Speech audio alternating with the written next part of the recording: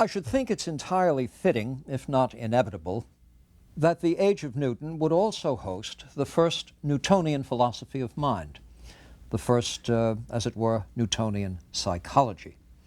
And credit for that, I think quite properly, goes to John Locke, whose dates are 1632 to 1704, a younger contemporary of Newton's, and one who would become his friend in 1689, the year in which an essay concerning human understanding was published. Now, John Locke is one of the most influential philosophers in modern history. His father fought for the parliamentarians in the Civil War, giving Locke a pedigree different from that of Hobbes. It would be a pedigree not without negative consequences in Locke's lifetime.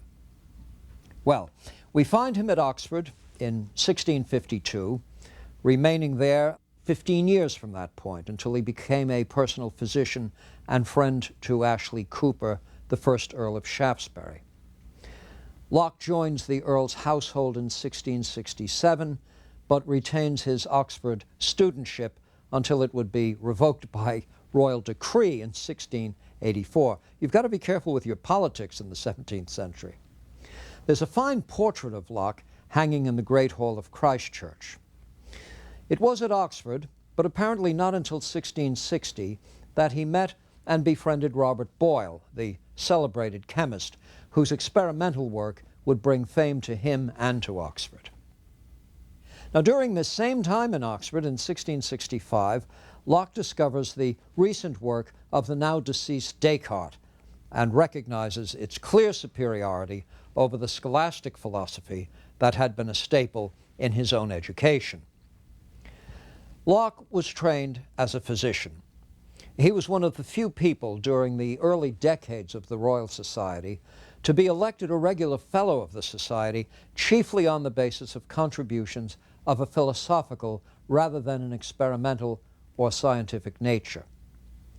His election is in the same year that he correctly diagnosed a grave condition suffered by Ashley Cooper and presided over the dangerous but finally successful operation that removed a cyst on the liver of Ashley Cooper. So I do want to say that although Locke was not an experimental scientist, he was recognized as an extremely capable physician and, of course, as a great student of science.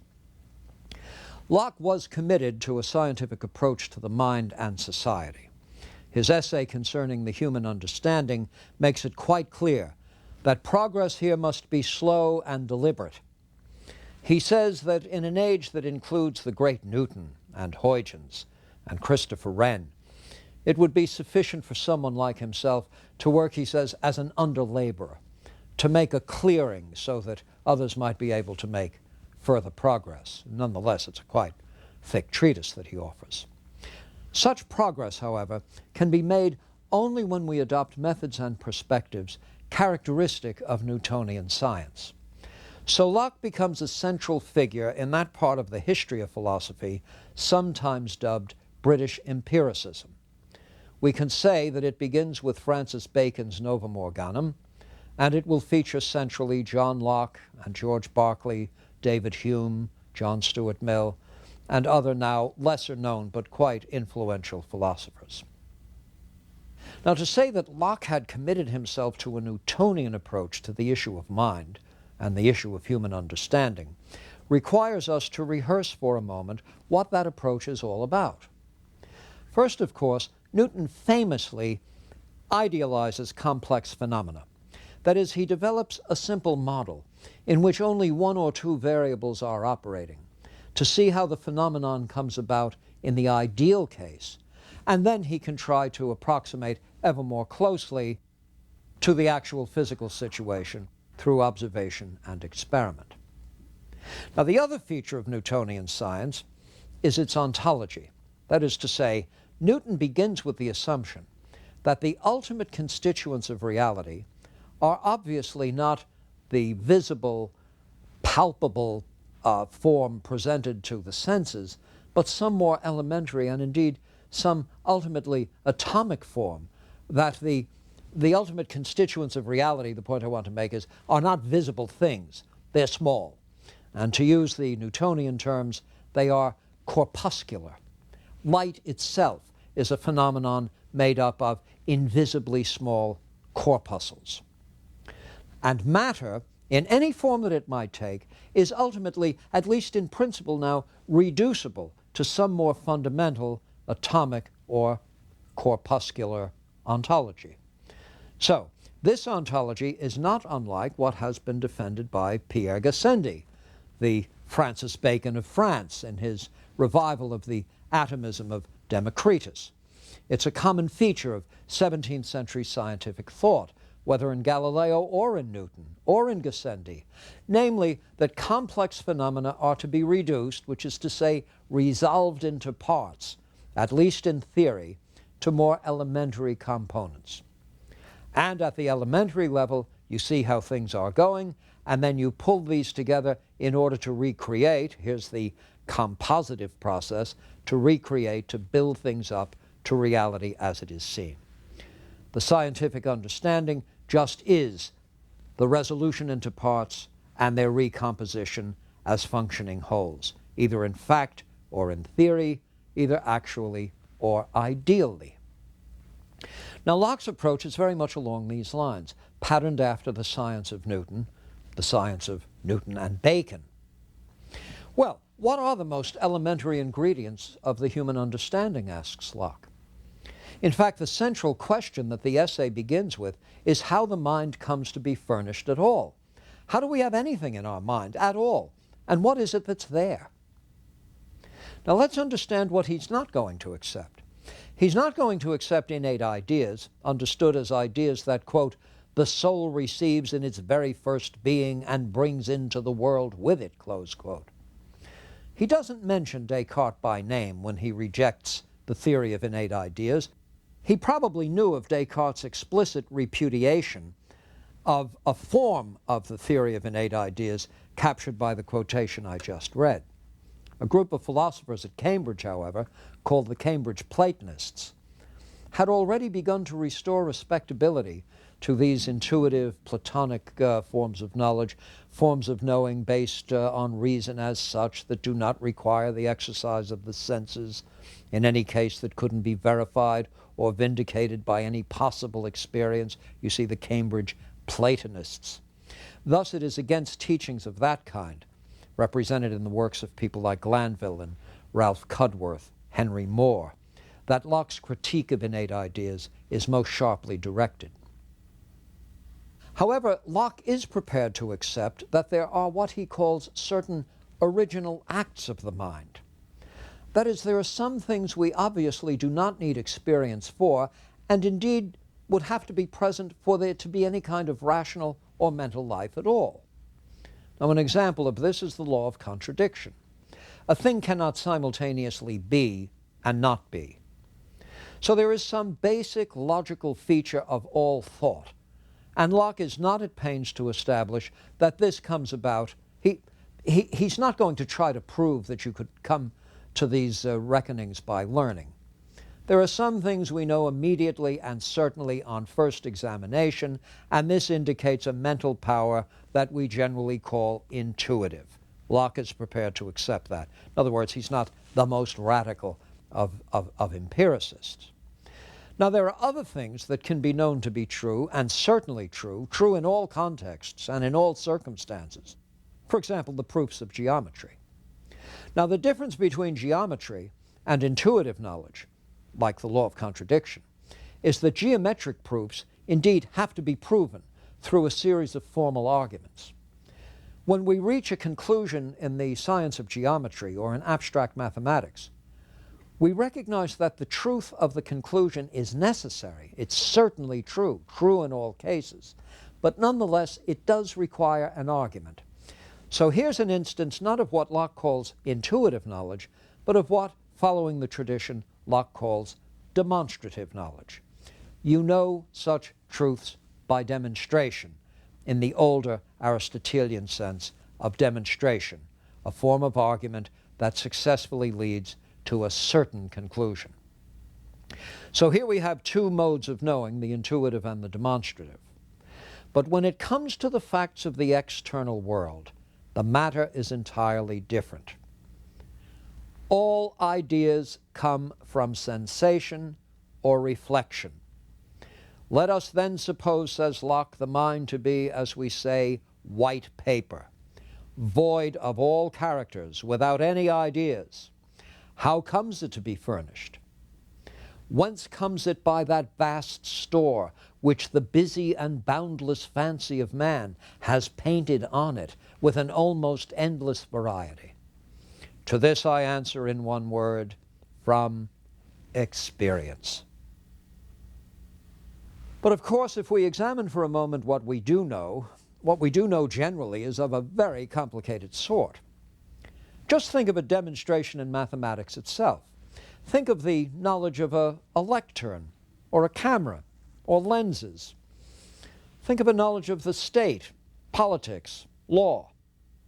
Now, how does one approach the vastness and complexity and incredible interconnectedness and subtlety that is the human understanding? This doesn't sound at all like atoms or corpuscles. Well, obviously, it doesn't begin that way de novo. We don't begin by knowing about cameras and politics. This isn't something an infant comes into the world knowing. So what we take to be the complex understandings we have must be accumulated over a course of a lifetime. So where does it all begin? Now, true to his empiricistic commitments, Locke has the process begin with sensation, the most elementary act, predating anything that's going to constitute the complex contents of the human understanding. At the fundamental level, it is the sensory act. The most elementary contents of the mind are sensations. What enters the mind first enters there by way of the senses. All of the facts of the external world present themselves to and through those sensory channels, uniquely equipped to pick up information in the external world. In his essay, he rehearses the famous Molyneux problem. The Irish philosopher and scientist Molyneux had raised the question. He and Locke were correspondents. He had raised the question whether a man born blind and subsequently, as a result of surgery, given sight, would be able to recognize visually what he had long learned how to recognize tactually. Now, the discussion of the question is in Book 2, Chapter 9 of Locke's essay.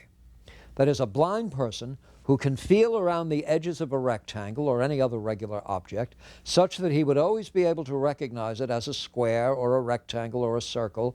Now he has the cataracts removed that had been present at birth. So the question is, would he be able to look at the objects in the external world that he so readily could identify tactually and identify which ones were squares, triangles, blue, etc., visually?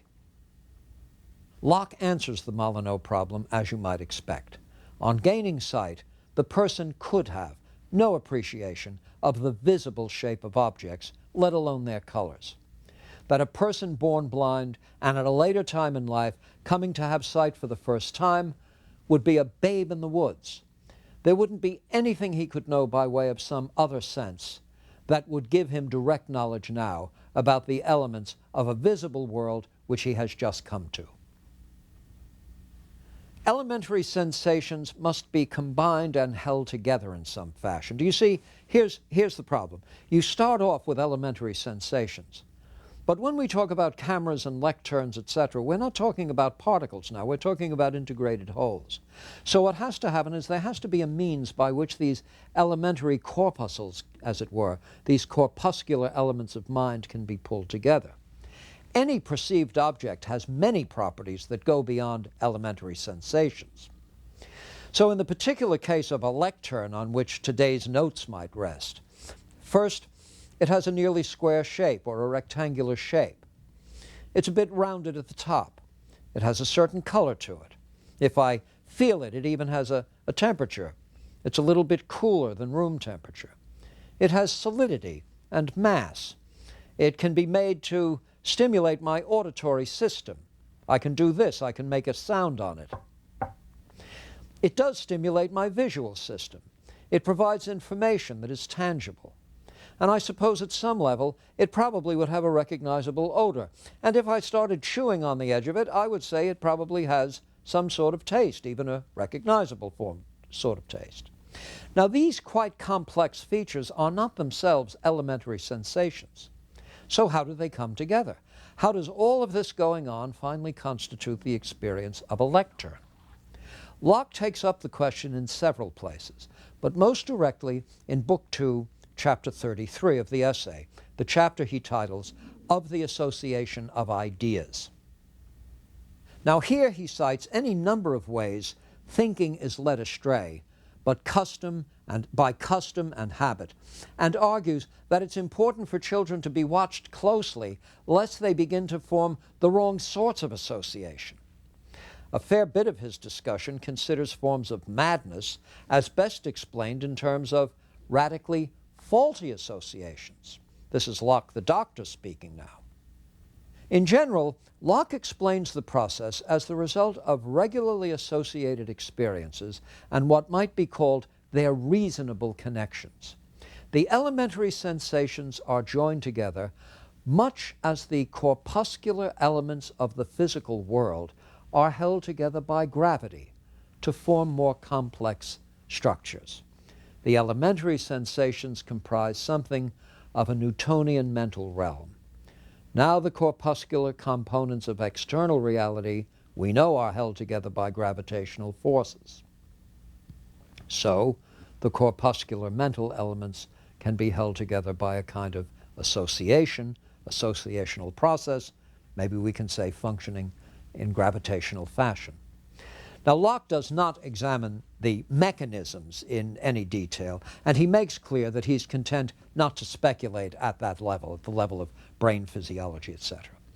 Throughout the essay, there are references to the corpuscular nature of the physical world and the biological structures of the body. So it is clear that his understanding of the microstructure of experience is Newtonian. He is also well aware of such truisms as practice makes perfect. And as with all of us, he knows that we do learn by association. Aristotle went so far as to theorize on the subject. Now, only later in the work of David Hume, and then again in John Stuart Mill's psychology, do we find a systematic account of what we come to call the laws of association. But Locke is satisfied that the principle of association is the binding principle by which elementary sensations can be forged into more complex ideas. Sensations are held together by an essentially associative process. Those events which we experience together frequently come to be associated together. It's a virtual characteristic of mental dynamics or mental life that where two events are joined together in our experiences, each of them comes to be associated with the other. So out of these elementary sensations, we're able to form, by an associative process, what Locke refers to as simple ideas. And of course, out of a congeries of simple ideas, we are able to form ever more complex ideas. Again, it is by way of such processes or binding forces in the understanding that the understanding comes to be furnished with ever more complex ideas.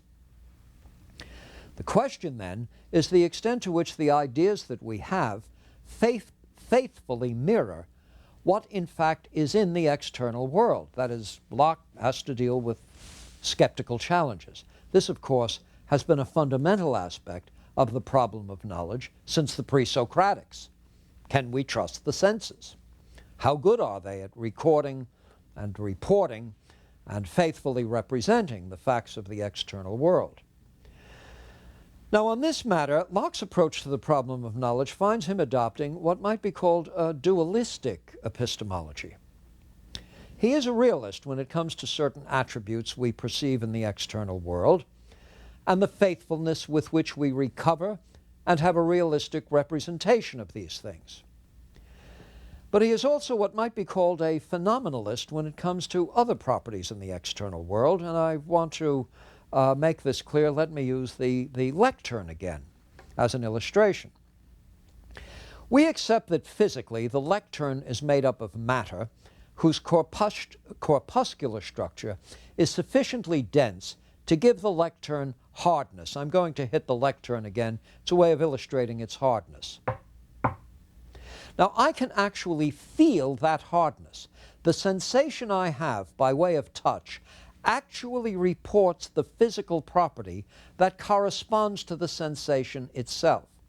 I feel it as hard, and indeed it is hard, which is to say, whatever it is in the physics that's creating hardness is also reported by the relevant sensory system. I am able to detect, report, record, and know what Locke refers to here as the primary quality of the thing, the primary quality, in this case, hardness. One of the primary qualities is hardness. It's what is there actually. Now, another of the primary qualities of an object in the external world is extension. I feel the lectern to be very nearly square or square-like, and in fact it is. So I have a direct knowledge, so to speak, of the primary qualities of things when it comes to extension and hardness. Now, what about the color of the thing? Suppose I say this. Well, the lectern looks to me to be a sort of tannish, grayish, maybe dark oak. Are we to assume that at the corpuscular or atomic, or today we might say at the quantum level, we're dealing with little quanta that have gray or oak colorations, or that if I see a blue dress or a blue suit, that the ultimate constituents, the ultimate atomic or subatomic or quantum structure of that dress or that jacket is invisibly tiny things that are themselves blue? Obviously not. Rather, something in the physics of the object is interacting with something unique to my physiology in order to create the experience of color. It's not that the color itself is in the ultimate physical constituents of the thing, but something is in the ultimate physical constituents of the thing capable of exciting the experience of color in percipients biologically constituted in a certain way. Oh my. Well, color then stands in Locke's theory of the understanding as what he calls a secondary quality, taking that term from Boyle. Now note, it's not chimerical, it's not a hallucination. There really is a bona fide physiological relationship between a specific property in the material world and the sensation that it reliably excites in all normal visual systems of a certain kind. So the difference between a primary and a secondary quality is that the primary quality is not only in the object, but it is in the experience itself, whereas the secondary quality, though produced by something in the object itself, is not in that in the form that we have it by way of experience. Now, in the same vein, Locke distinguishes sharply between two senses of essence when we claim to know what something is essentially. Now, this is a very complex subject, this subject of essentialism. What does it mean to say a thing is essentially a kind of thing? To say, for example, that man is essentially a rational animal, or that apples are essentially fruit. The distinction Locke offers is at the fundamental ontological level. In point of fact, everything is reducible to an elementary corpuscular materiality, of which we never have direct immediate knowledge whatever. We do not know the real essence of anything, for we have no perceptual power able even equal to the task. The real essence of material objects is what stimulates and brings about experience. And on the basis of these experiences, we do come to classify things according to their properties. But the classifications are in the form of names we give to things: animals, fruits, furniture, wagons. Now, such designations are what Locke calls the nominal essence, which is based on convention and pragmatic considerations. So remember now what we're dealing with. We're making a distinction between something's real essence And that's going to be at a corpuscular subatomic level. We have no access to that, no experiential access to that at all. And the nominal essence. As these subatomic events give rise to experiences in us, we assign names to cover the experiences, and that's the nominal essence of a thing. That's the sense in which the nominal essence of an apple includes such things as sweet, round, reddish, grown on trees, etc. Now, all this leaves room for a certain skepticism about the knowledge claims we might be prepared to make. It's an invitation to the view that there are features of the external world which, because they are mediated by organs of perception and sensation, can never be known as in fact they really are. They can be only known in this sort of mediated psychological way.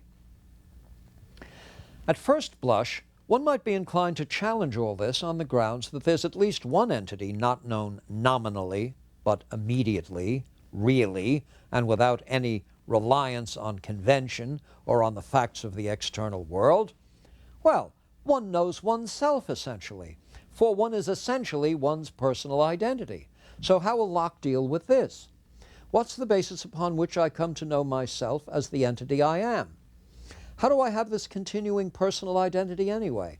After all, at every moment in time, that corpuscular material structure of mine, well, that's in constant flux. That's changing all the time. Every cell is undergoing modification. And most of these cells are doomed to die in short order and be replaced by others anyhow. But through it all, one remains who one is. Is this not evidence of that very substantialism, that very theory of essential substances for which the scholastics were to be held in such contempt? Now, I'll be too brief here. This is a vast, vexing, and wonderful subject of great intrigue, no small amount of amusement in it. It has ancient foundations. Plutarch, in his Life of Theseus, tells us that ancient philosophers argued over the matter. After all, after Theseus escaped the labyrinth, he makes his way back to Athens by ship, returning as a hero. Then legend has it that the ship of Theseus survives, but over the course of years, the old wood is replaced with new planks. Year after year, more new planks, the old stuff goes away. Now, here's the philosophical question. At what point is it no longer the ship of Theseus?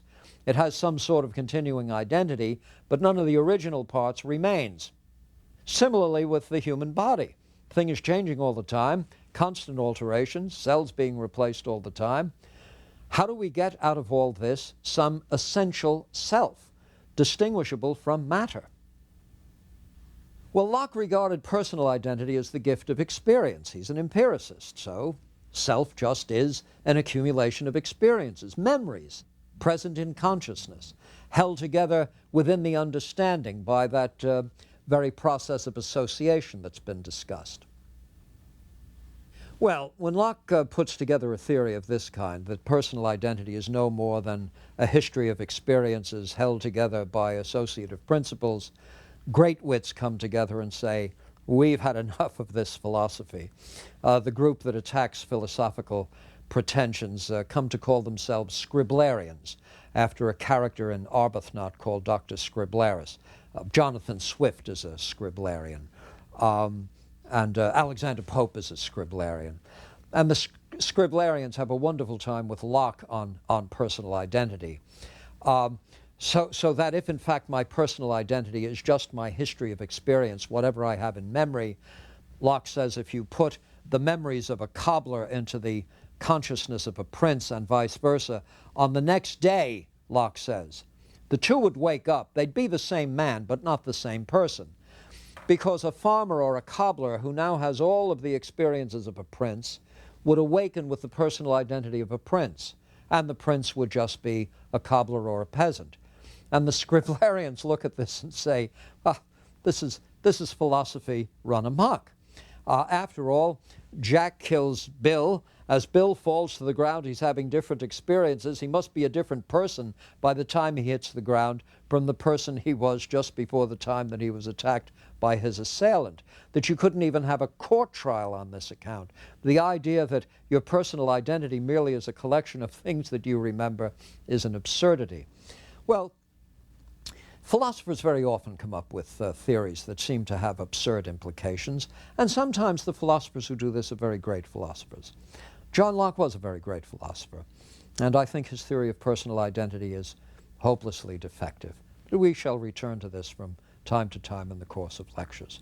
Anyway, that's what one of the fathers of modern empiricism serves up as a robust philosophy of mind, compatible with what he took to be the best science of the age, the science of Newton.